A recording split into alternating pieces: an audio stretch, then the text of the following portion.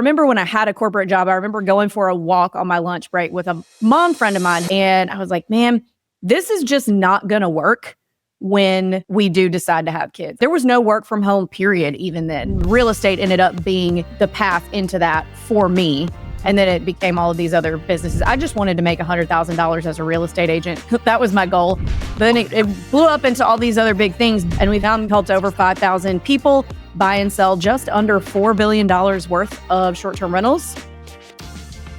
Welcome to another episode of the STR Sisterhood. I'm your host, Stacey St. John, and I am so ecstatic to be spending some time with you today.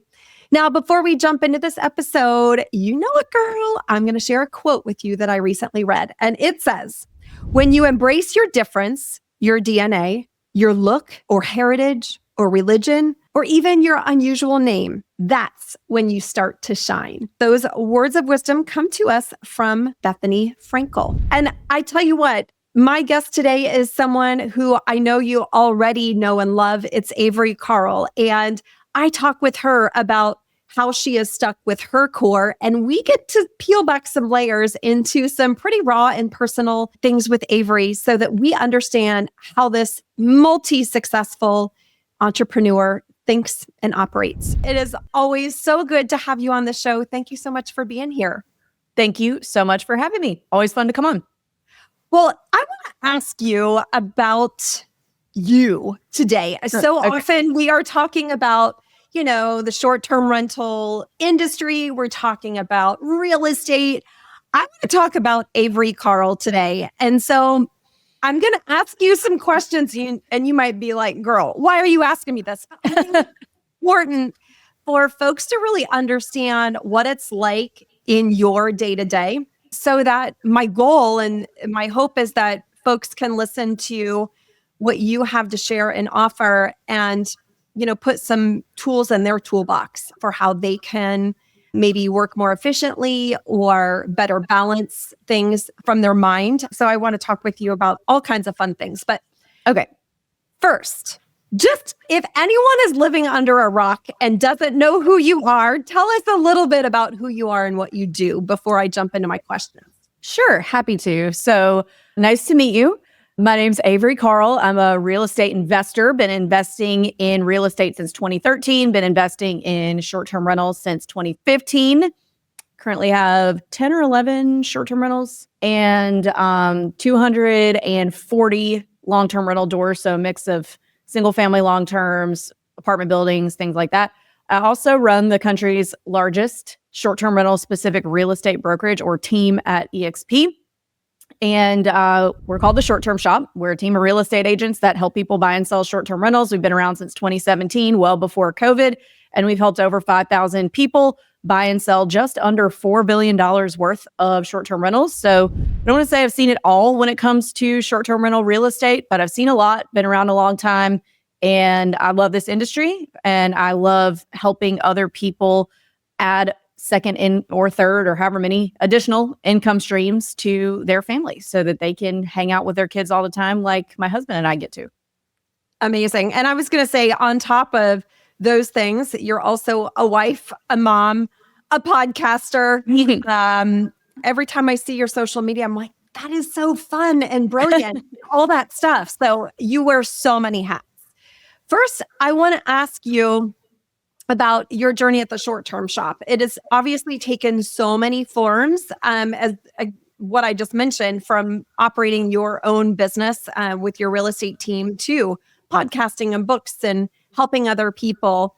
Throughout all of that, what do you feel like in all of your work has helped you build a cohesive brand around Avery Carl?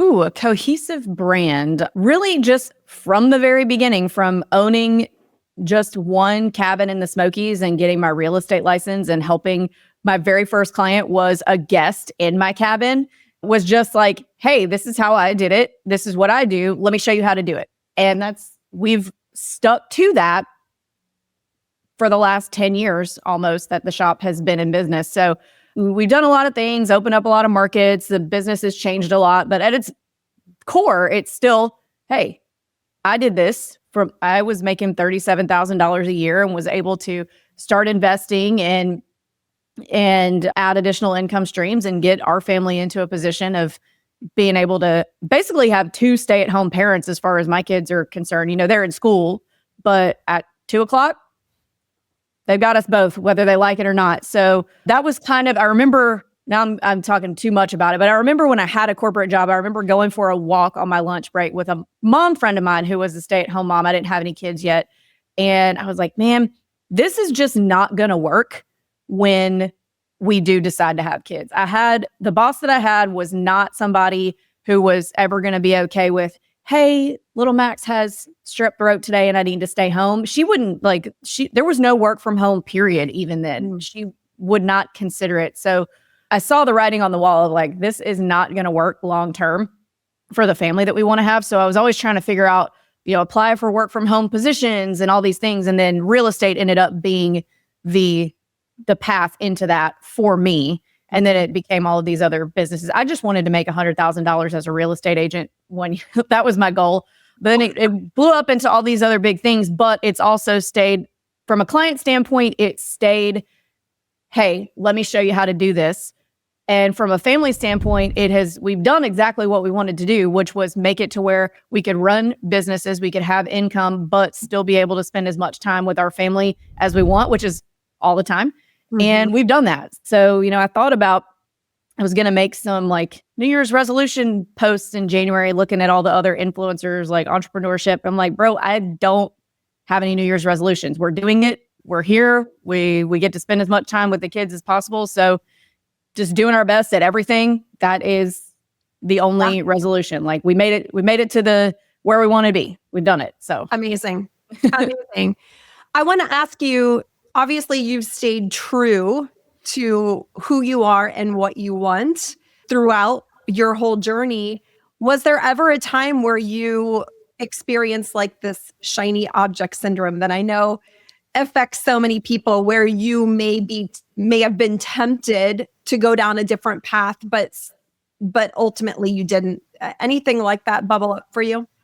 In terms of shiny object syndrome, yeah, I mean, over the years, real estate investing, the fads come in waves. So first it was BRRRR, and then it was multifamily, and then it was short-term rentals during COVID, and then it was subject to, or midterm rentals actually next, then subject to, and all these things. And kind of seeing other people hop around and try to like catch on to whatever everybody was talking about has kind of made me say, okay, let's stick here. Because we didn't invent short-term rentals. Everybody acts like short-term rentals started in 2019. They didn't. They've been around for decades and decades. Like they were there before we got into the business. We got into the business. We've run things the way we want to run them.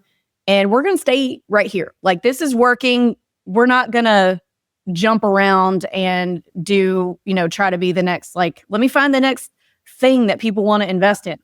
People have been buying vacation rentals forever. They're going to keep buying vacation rentals. Things just might look different. So we try to adapt to the market, but really just not get that shiny object syndrome. Mm-hmm. And it's funny that you mentioned influencers, with New Year's resolutions, but I'm even seeing industry influencers take all of these twists and turns. And I'm like, I wonder why they're doing that, because I feel like it is potentially degrading their brand at the end of the day. I would agree with that. I would absolutely agree with that. What book is it? Good to Great. You read that book? Mm-hmm. They talk about your primary flywheel, and you can add all these other flywheels. Like when your primary flywheel is doing really well, you can add all these other things to kind of feed into that income funnel. But at the end of the day, your primary flywheel always needs to be the focus. And when you get too many other ones in there, you can really get messed up. And I've done that. I've been guilty of that myself. I got involved with a joint venture like title company thing, and that did not work. It was terrible, and I got out of it within a year. And I was like, okay, you know what? I'm not doing any more of those things. I'm just going to focus on this. And so I kind of learned my lesson with that. Kind of like, I wouldn't say too early on, but kind of like halfway into our career year to date. So just kind of learned. Okay. I want to ask you, obviously you operate out of very impressive scale, a multi-billion-dollar real estate enterprise. Obviously, I mentioned content creation. You manage people, you run multiple revenue streams. I'm curious, how does Avery prioritize what gets your attention every day beyond your kiddos? Because I know after 2:00, it's the kiddos. Yep. Between 6 and 7 and after 2. So how do I decide what gets my attention? I'm not always the best I'm undiagnosed, but based on what I see on TikTok, I would be willing to bet that I have adult ADHD. So I have a little bit of a difficult time keeping everything straight, starting one project and then finishing that before I start another one. I have a good team to help me kind of pay attention to these things. Marketing is what I would say my forte is in the business, not operations, not financing. Like marketing is my thing. Mm-hmm. So anything related to that is what I focus on. Anything not related to that is something that somebody else can probably do better than me. So I will outsource that or delegate it. Mm-hmm. And do you feel like delegation has ever been challenging for you? Because so many people I know in my ecosystem, and I'm guessing in yours as well, struggle with the thought of delegation. Mm-hmm. So I think a huge trap for folks in the short-term rental space is that they are trying to do everything themselves. Mm-hmm. So from your perspective, when you have your team, how do you decide beyond marketing what tasks stay with you and what gets delegated?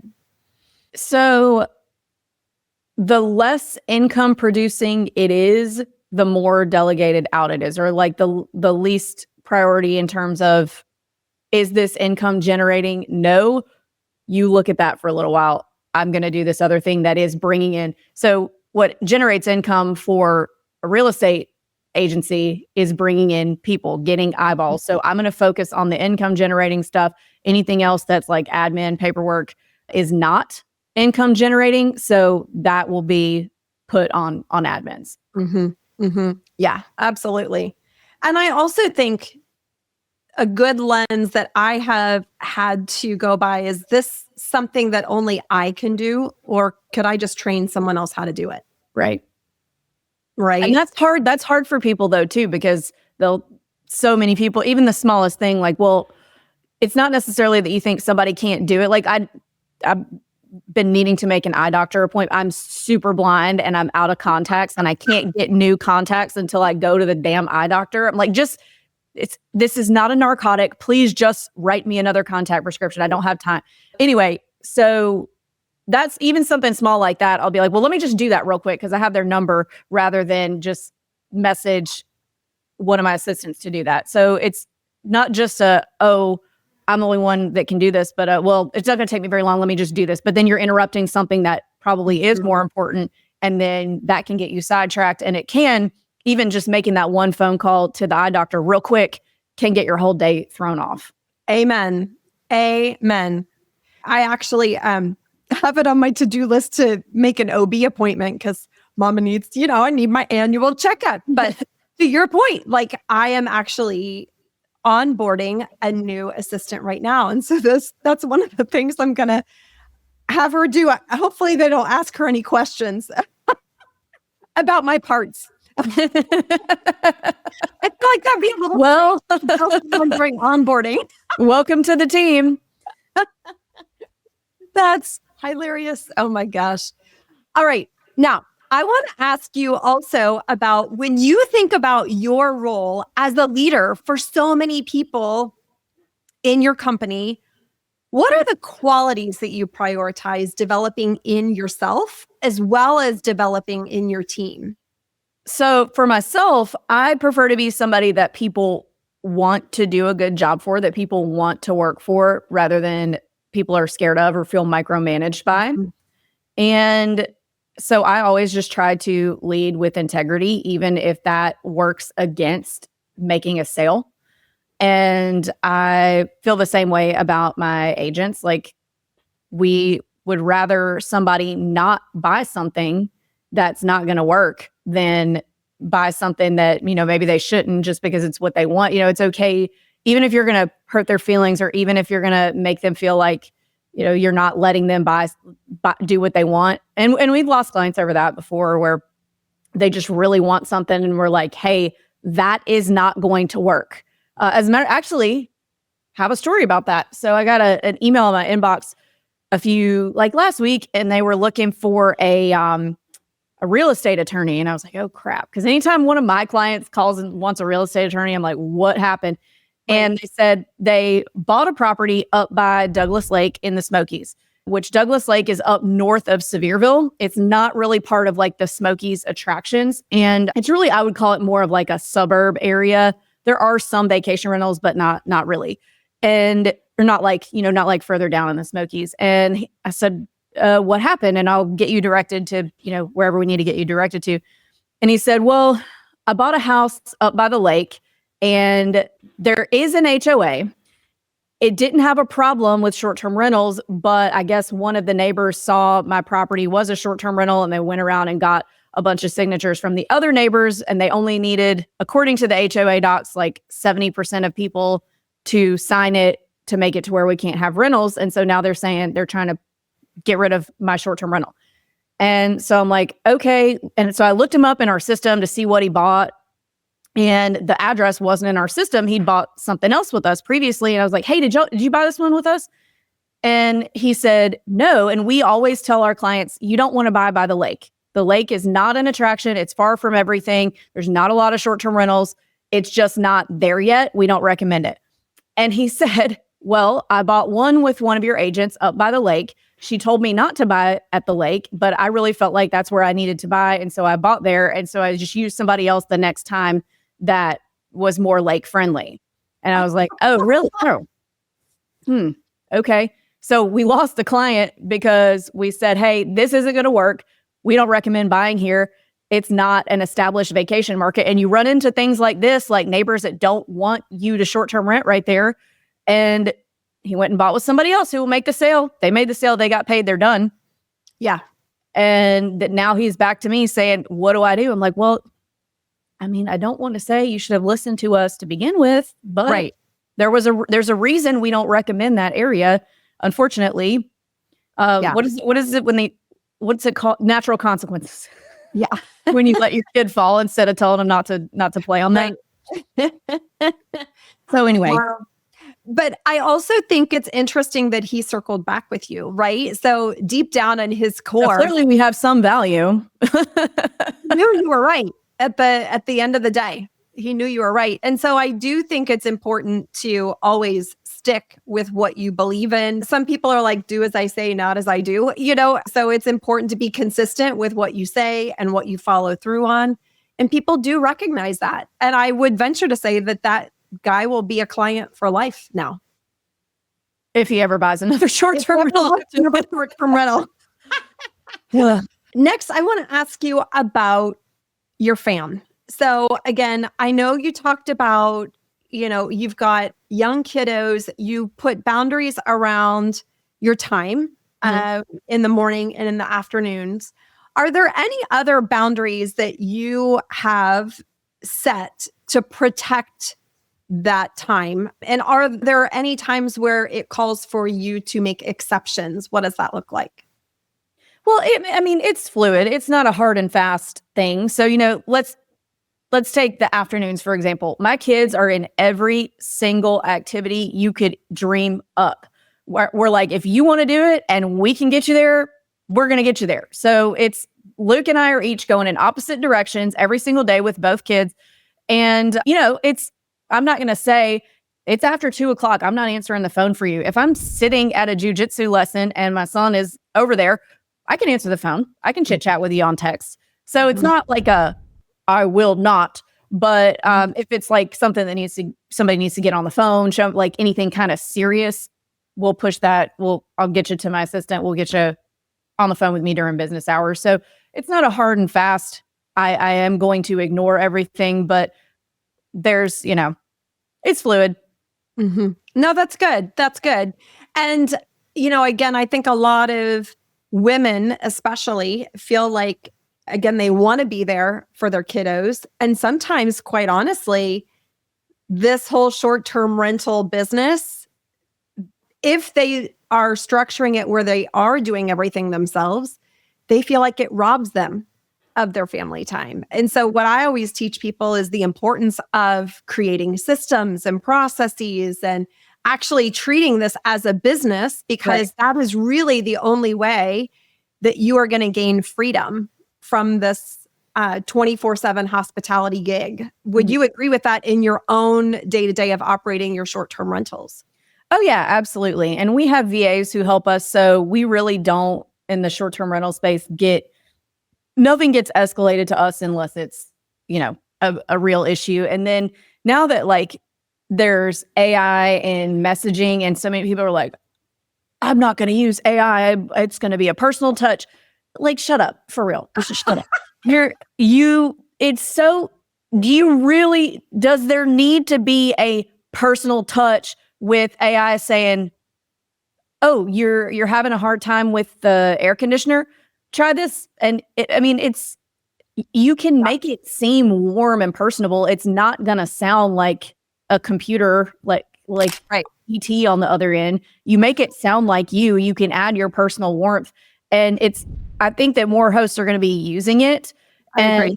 But there's VAs also, which personal touch. So there's so many ways to set up systems to where you can really minimize the amount of times you're actually going to have to deal with something. Now, you are going to have to deal with something. Let's be real about that. But dealing with something for 5 minutes is a lot better than, having to put your kid in daycare from 7 a.m. to 7 p.m. while you get a regular job. Amen. Amen. It's interesting that you talk about your VAs and AI. So I have a 24/7 team of VAs that support my short-term rental operations.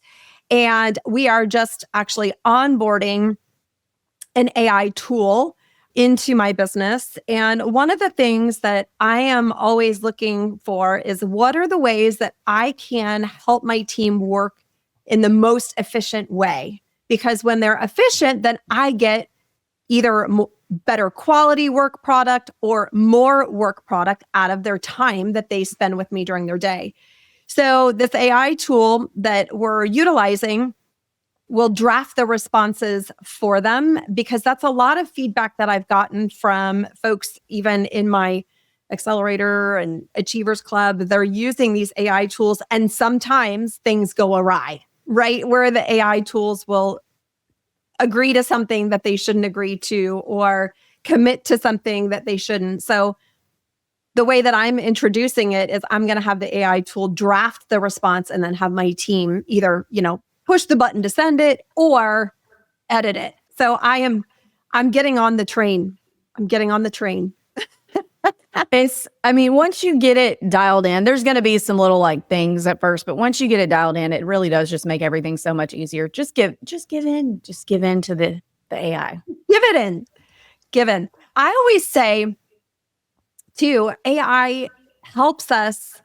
It's almost like a sounding board sometimes for me. If I am thinking of creating a new process or a new system in my business, I can go research what other, industries are doing, or what the vacation rental industry is doing with a certain piece of tech or a certain system, and then have it help me apply it to my own business. So we can use AI in so many different ways, even outside of guest communication. So if you're not using AI in your business, you should be. Absolutely. Okay, I want to move to another topic. Again, I told you, girl, I had so many questions to ask you. And this is something that I feel like you do so naturally, which is content creation. Now, obviously, you've had so much experience with a podcast, but if you look at your social media, first of all, if you're not a follower of Avery on her socials, go and follow her. But secondly, I feel like you are so creative and you have so many different styles of content. Tell us a little bit about how the process works, the content creation process works from idea to publishing. And I know you have a team, but can you just walk us through that a bit? Yeah, sure. So I pay a lot of attention to the questions our clients are asking. And if more than one person asks the question, I'm going to probably make a piece of content about that. because that's clearly something that people want to know about.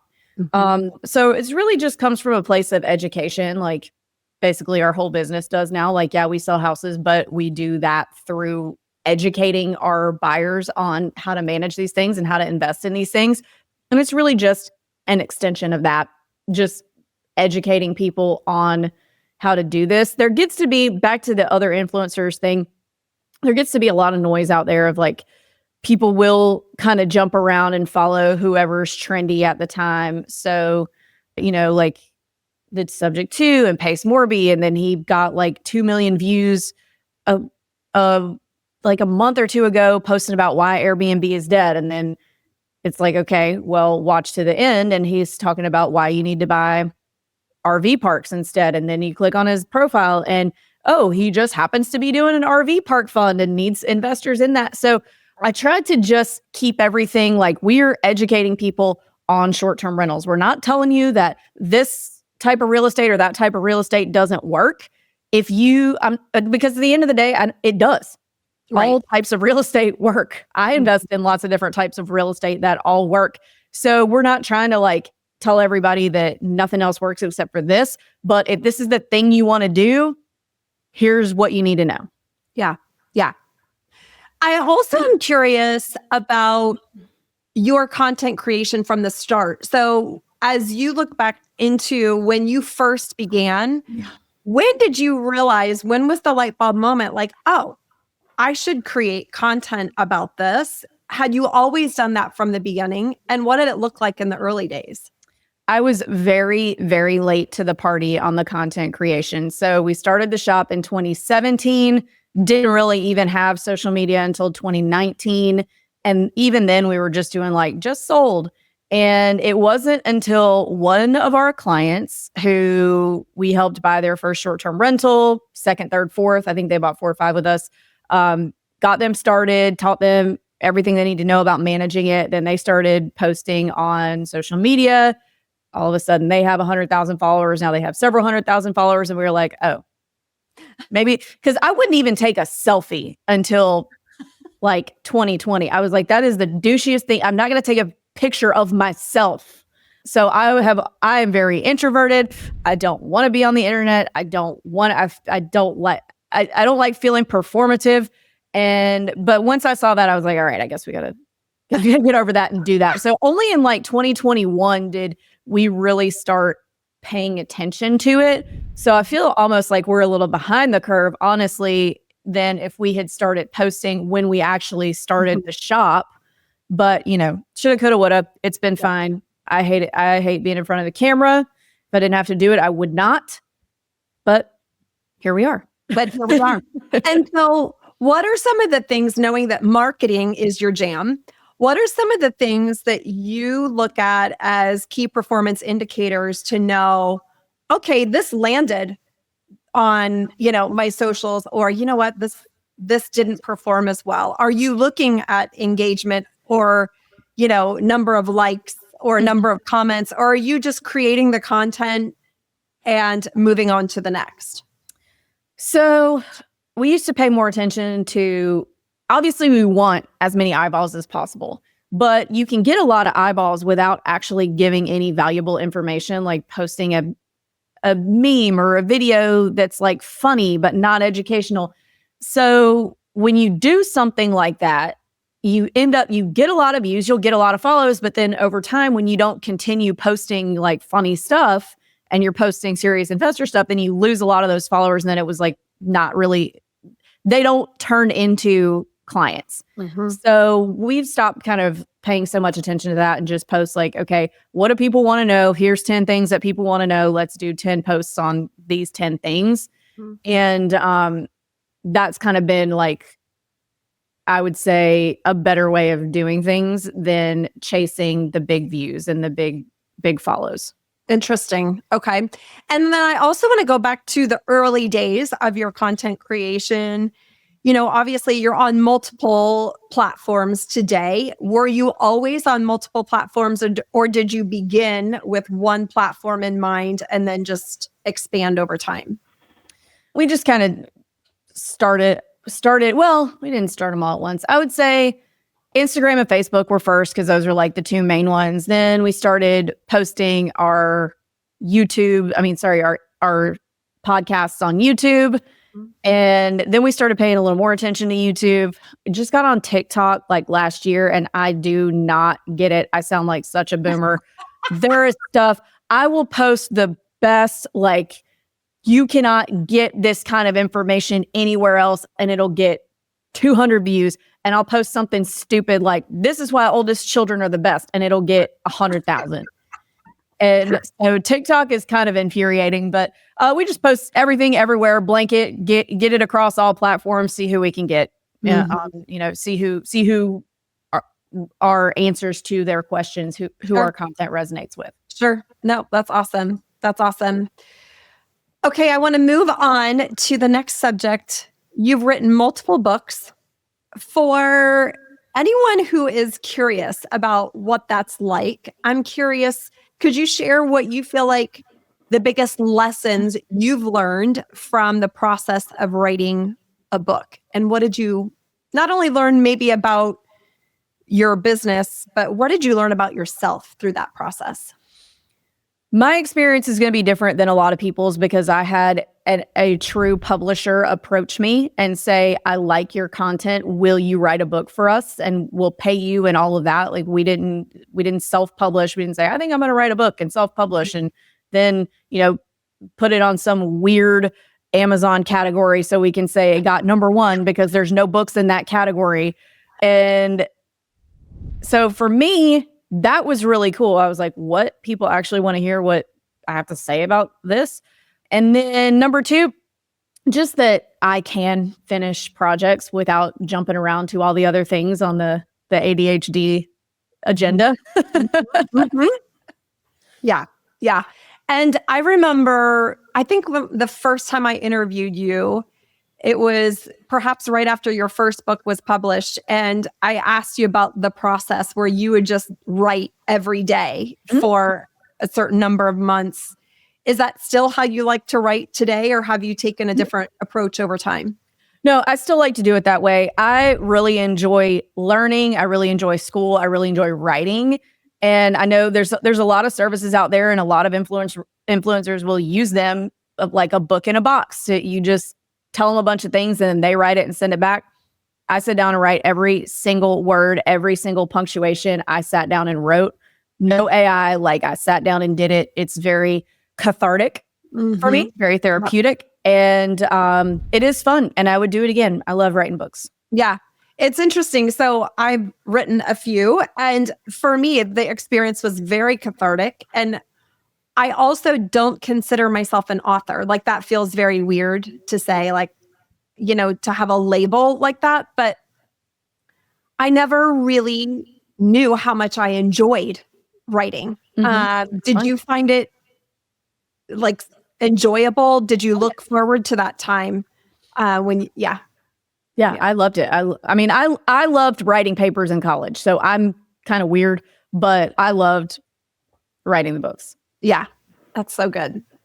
So good. If someone is listening in and has a dream of writing a book, what words of wisdom would you have for them? Just sit down and write it. Just sit down and start writing. Just block time every day, figure out what you're going to say and write it. I had a hard time with my first one because I was like, there's only, how the hell do you want me to get 300 pages out of how to do a short-term rental? You buy the house, and you rent it. We're buying houses and renting it. This is not that difficult. So it was hard for me to go, not everybody knows how to pick a market. Not everybody. And I'm like, I just picked one. I just went somewhere and said, this is the one.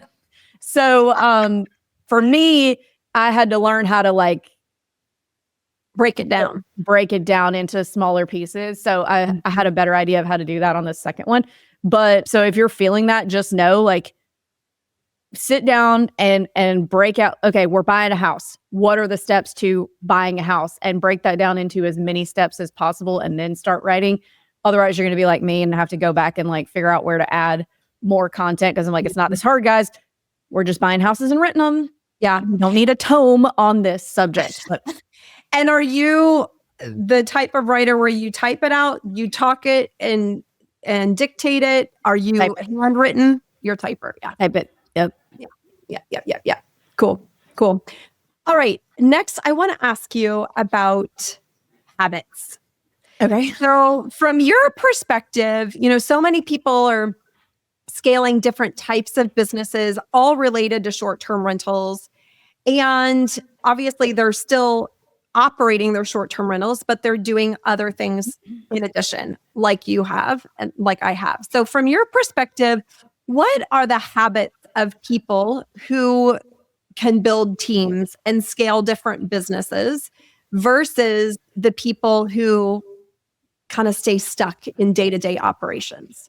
The number one thing that I see is being able to I call it taking control of your own destiny, which sounds very like Power Rangers, but really it's just the difference in somebody. I can always tell when a client calls me if they're going to be successful at building things out or not. When they say, hey, I got a plumbing issue. Do you have a plumber? And I say, yes. I send them a plumber and I don't hear back from them. And then 2 or 3 weeks later, I'll hear back and they'll say, hey, your plumber still hasn't called me back. I've got everything. I got everything blocked off. Like, I'm pissed off at your plumber. I'm like, it's been 2 weeks. Why the hell didn't you call somebody else? Right. So the people who don't get an answer from the plumber and then they go dig up 10 more plumbers and call them, those are the people that are going to be successful. The people that are waiting for the plumber to call them back and don't do anything, just sit there and don't call the plumber back, don't call me back, just wait for the world to call them back. Those people are not going to be successful. So you have to be somebody who's willing to take control of your own destiny. If you have a problem, you run into an obstacle, you go dig up ways to overcome that. Don't just wait for something to fall out of the sky. It's not going to. Yeah. And I'm curious, I think obviously you and I are cut from the same cloth when it comes to that. But so many people, especially women, have this kind of fear in the back of their mind. Well, if I don't, if I use another plumber, I don't know how they'll be. And Avery recommended this plumber, so I'm just going to wait. So, have you seen fear be a hurdle for folks? Have you ever had fear as a hurdle for you? And how would you recommend getting through that? So for me, I am kind of a shoot first, ask questions later kind of person. So I don't really have the fear so much as oh shit, we probably shouldn't have done it that way afterwards. But I do see a lot of people, men and women, that get like stuck. Well, I don't want to make these people mad. Like I had one not too long ago who had a new construction and her pool surface was peeling and the builder replaced it twice. And the builder finally said like, okay, I've resurfaced this twice. This is clearly like something with the water that is causing this. It's too acidic. And then the pool maintenance guy was like, it had too much chlorine. And the maintenance guy's like, well, I'm putting the optimum amount of chlorine. And so for me, I'm like, well, let's get a third party to come in here because the builder's not going to say, hey, I did this wrong. The pool guy's not going to say, hey, I did this wrong. So let's call somebody else who's not involved in the two sides of these things and come check the pool chlorine. And she would not do that because she didn't want to make her cleaner mad because pool cleaner because she'd been working with him. But she didn't want to make the builder mad because she wanted him to come fix it again. And so she just sat there like, what do I do? Wow. Well, we have to figure this out. Yeah. Yeah.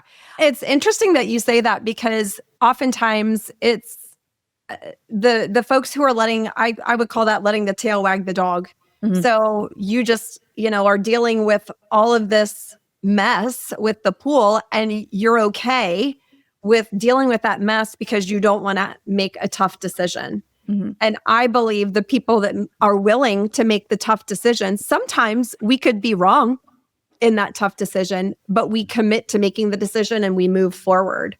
That's how we continue to grow because you learn from mistakes anyway, right? Yeah, you learn from it. And my very first short-term rental that I owned, I was so terrified to tell my cleaner anything because I did not want to upset her because I thought I needed her and I don't want to have to go find another one. Mm-hmm. And she walked all over me and I let her do it because I was 26 6 and she was 50 and she'd been cleaning cabins for 20 years and I was new and she knew that and I let her do it.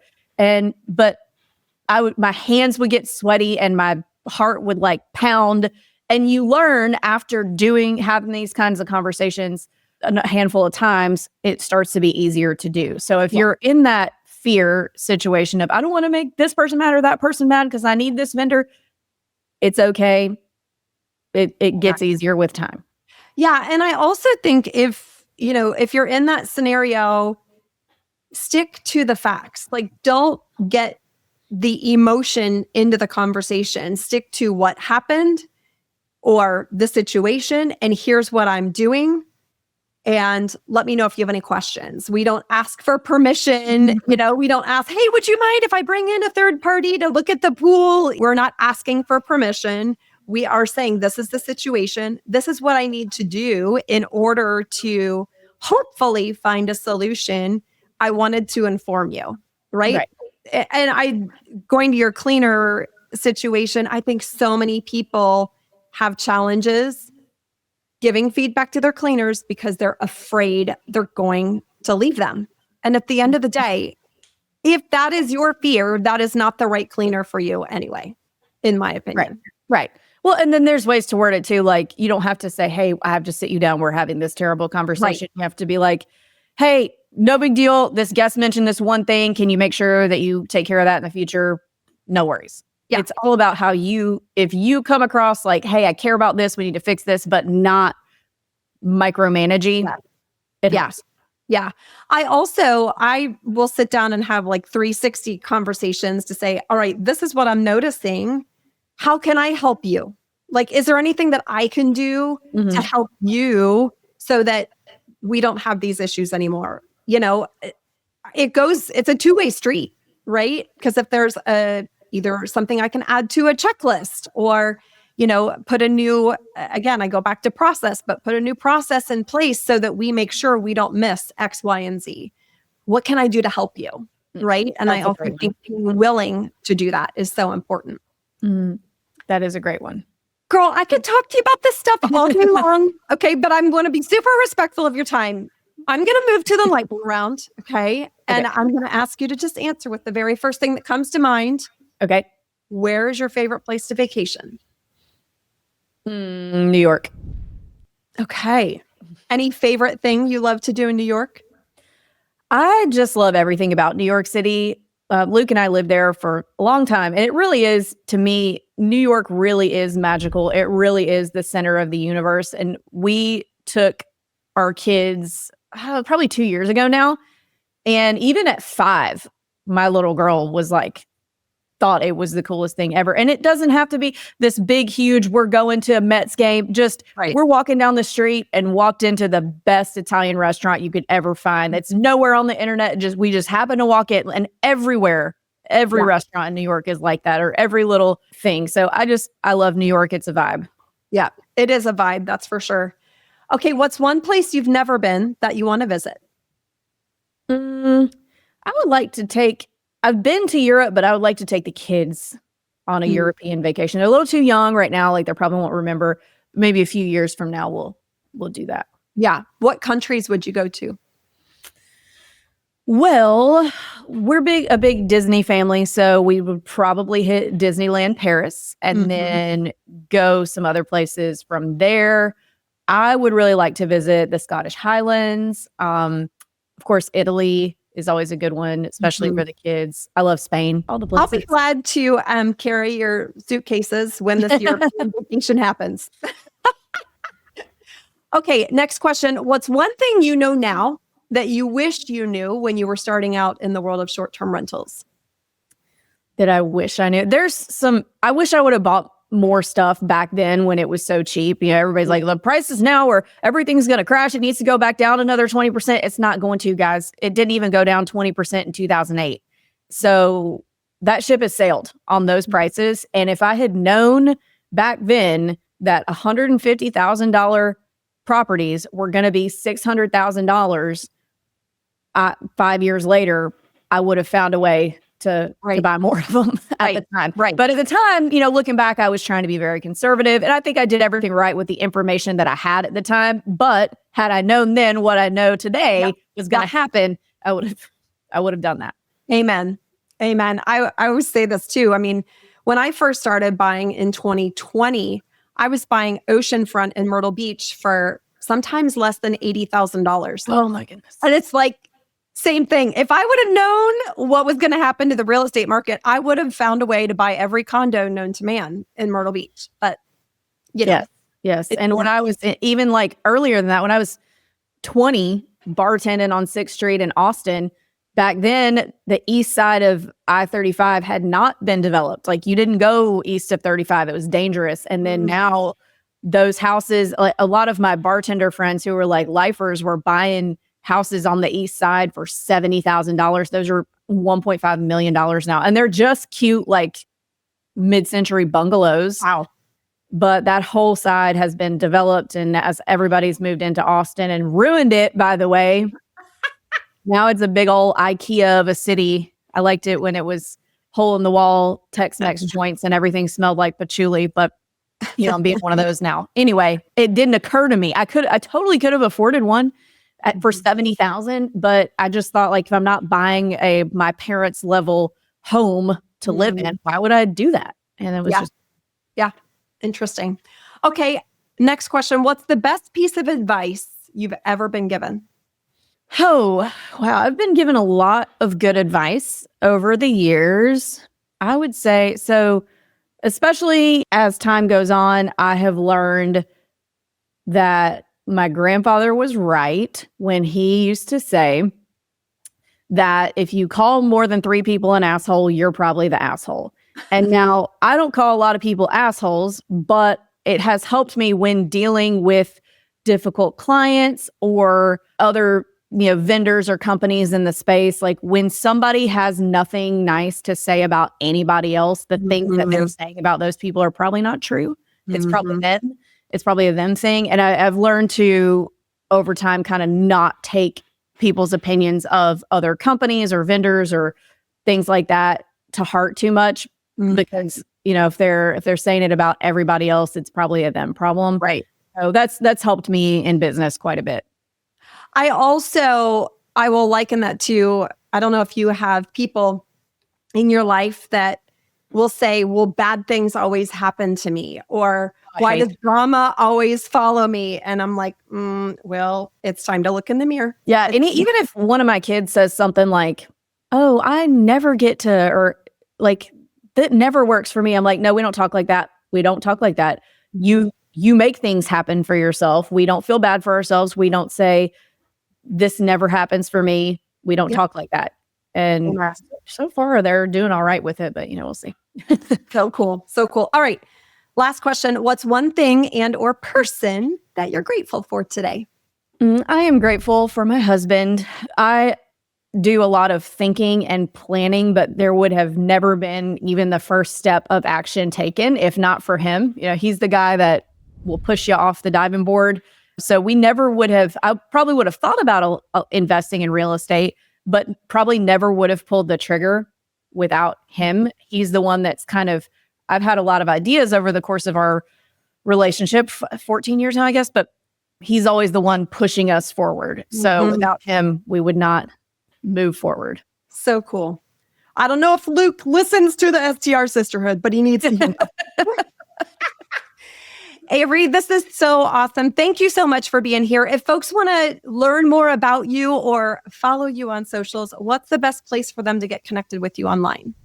So Instagram at The Short Term Shop, or me personally at the Avery Carl, YouTube at The Short Term Shop, TikTok at The Short Term Shop. Like I said, I don't love TikTok, but I'm on there. I'm trying to make it work. So all of those places. We've got a Facebook group called Smarter Short Term Rentals. You can join us there. Lots of places. Amazing. Amazing. Thank you again. Thank you.